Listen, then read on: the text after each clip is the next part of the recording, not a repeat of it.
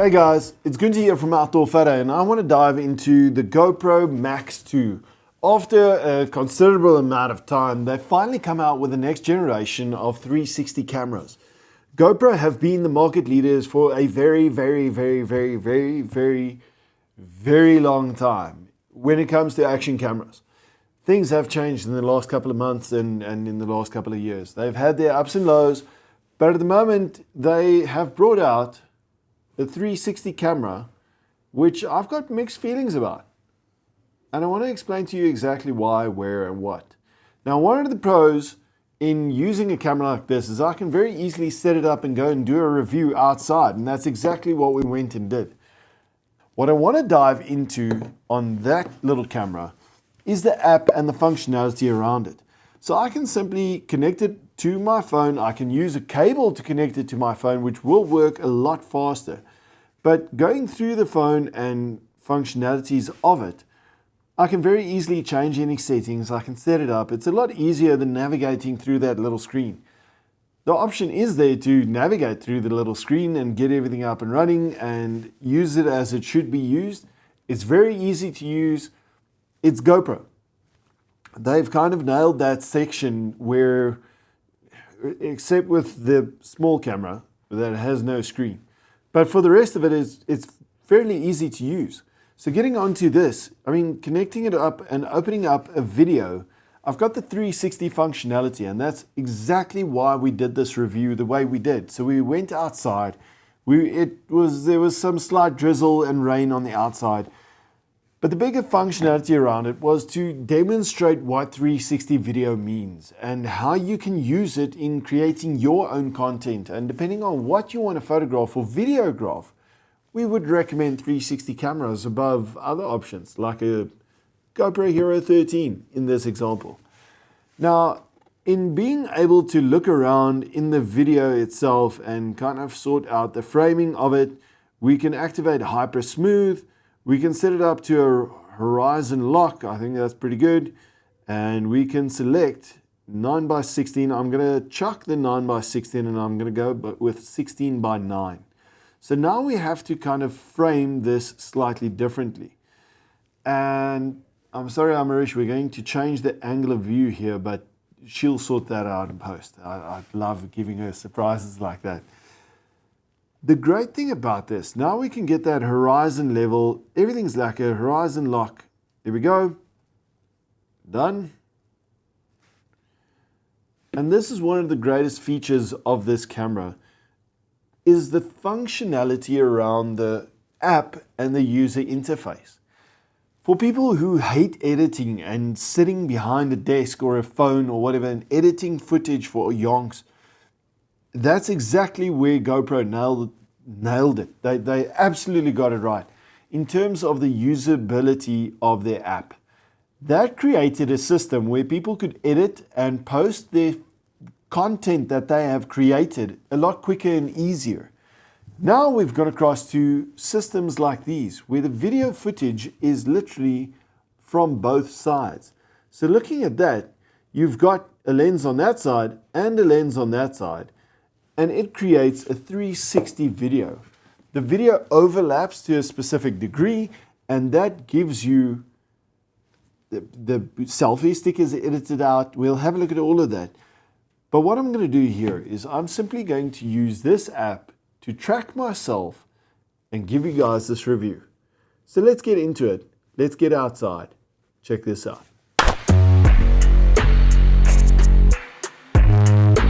What we've got here is the Max 2 from GoPro. After a couple of years, GoPro have finally come out with their new version of the 360 cameras. 360 cameras obviously being multi-view, going in different directions, looking all around, but to some people it still is a little bit baffling.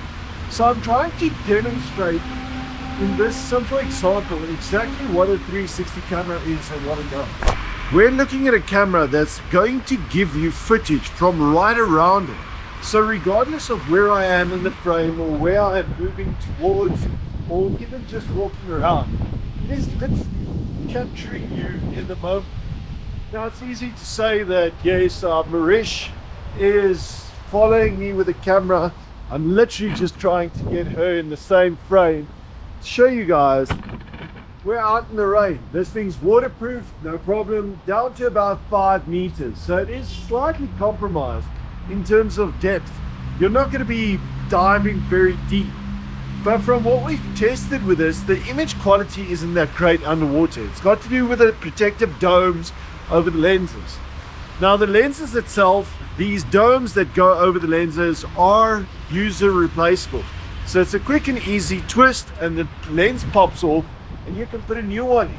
It's not something that's new. It's been the latest thing to be added into the 360 camera systems, and it's specifically to show you how easy it is. They've addressed these problems that have come up in the past, and we are looking at an improved system. Part of the improved system is obviously the video capability. Now I'm walking in circles here talking about 10-bit color. We're talking about 8K footage that you can shoot out of this. And what does 8K footage mean? 8K footage means that you can crop in on specific sections a lot more with crisper detail on it. GoPro have kind of gone into a different direction in terms of the sensor size that they've got in these cameras, trying to minimize the size. So when we look at the 360 cameras and we compare them to one another, it is definitely the most conveniently sized version of these cameras. We're looking at the competitors like DJI and Insta360, and I'm not going to dive into their specifications and compare them side to side. I want to give this one the credit that it deserves. It's got 6 mics situated all over the camera to specifically give you the best audio quality depending on where you are coming from. Sebus, Miniwarni, jy's in die shot. But diving back into the video capability of what this can do, 8K gives you a resolution that you can zoom in or crop in a lot better in terms of the image quality. It does mean a lot more data. It means bigger memory cards. It means more and more and more and more. So although I'm not a very big fan of 4K video, the functionality around it makes 100% sense. When we have a look at the rock steady functionality and the feature that it can actually edit out the selfie stick in the frame, we have rock steady, which means I can actually create something and move this camera around, and it's still going to give us great image quality that is pretty stable. Along with that, the user replaceable lenses, the video quality, the 360 functionality, and I hope we can get a reflection up here or something. Maybe we can get Amarish's cell phone and I can chill. Nobody's got a cell phone out here, but it's fine. It was actually pouring with rain. We want to demonstrate how waterproof this thing actually is. Moving on to it, we're going to look at the mounting systems on this 360 camera. It's got the normal thread that you would expect in the video industry in the bottom, and it's also got the little pop-out legs that the GoPro mounting system uses. That system has become an industry standard to a specific degree.